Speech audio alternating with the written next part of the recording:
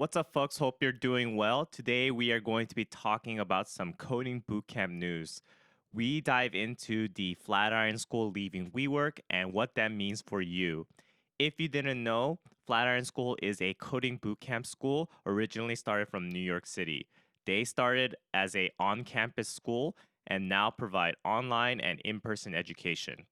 A few years ago, Flatiron School was bought out by WeWork and massively expanded into many different regions like New York, DC, Austin, Houston, you name it. On paper, Flatiron School merging with WeWork made total sense. Imagine using all available office spaces that WeWork had to teach students how to code and also be around small and growing companies looking for up and coming developers. We had randomly met Adam Newman and started talking to him about kind of how we see the world and how we think about community, how we think about people's lives and how the world is changing. And there was just such a cultural alignment and such a vision, a shared vision of the future, that it really made sense. And as we kind of met the WeWork team, there was so much alignment there.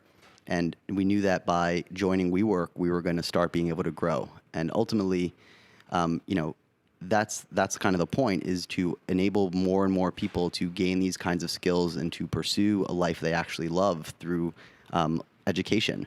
So it's been pretty exciting since joining WeWork, being able to open up campuses, teach more people, develop new vocations, new models, and new formats. As you may or may not know, WeWork has had a lot of negative sentiments and issues this past year.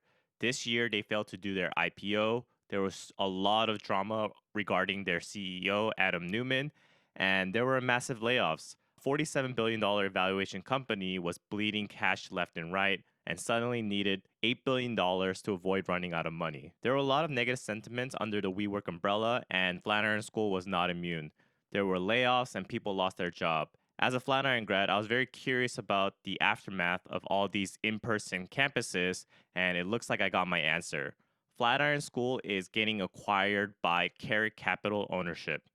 I'm not too familiar with them, so I won't talk about that too much, but it looks like Flatiron School will operate as an independent business under the new ownership. If you had any fears about the campuses closing down now that it's no longer part of WeWork, it's okay for now because it looks like the deal allows Flatiron School to still operate under these campuses once it's safe to open these locations.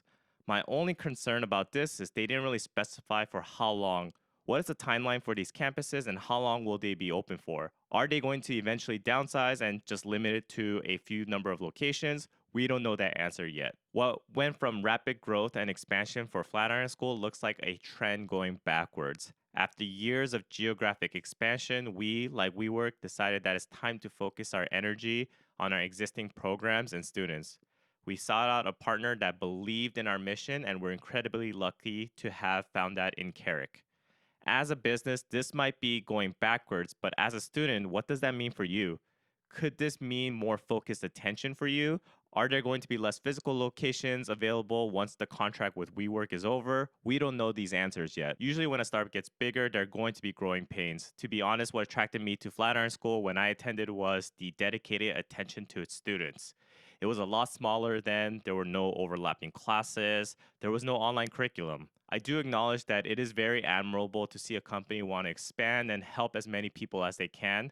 But if the quality of the education goes down, how do you find that necessary sweet spot? Either way, pretty interesting times ahead for Flatiron School. They've been doing this for about 8 years now, and I know some boot camps that have started with a bang, and now they don't even exist. Maker Square, Dev Bootcamp, you name it, they're gone. Let's hope the new path that Flatiron School takes is a good one for them, and hopefully they can scale at a moderate pace while keeping the same quality of education. As much as I love to praise Flatiron School for changing my life and becoming a software developer, I encourage those of you who are looking to attend a coding bootcamp school to ask these tough questions when interviewing for the school. It's just as important for you to interview the school to make sure it's a right fit for you. You're spending a ton of money to attend these schools, and it's only fair for you to get these kind of answers. This video style is a bit different from the normal ones that I usually do, which is like tips for software developers. But if you found stuff like this interesting, please let me know in the comments below. If you like content like this, I encourage you to hit that like and subscribe, and I'll come up with more news, more ideas, and anything that you're interested in. Thank you, and I'll see you in the next video. Bye.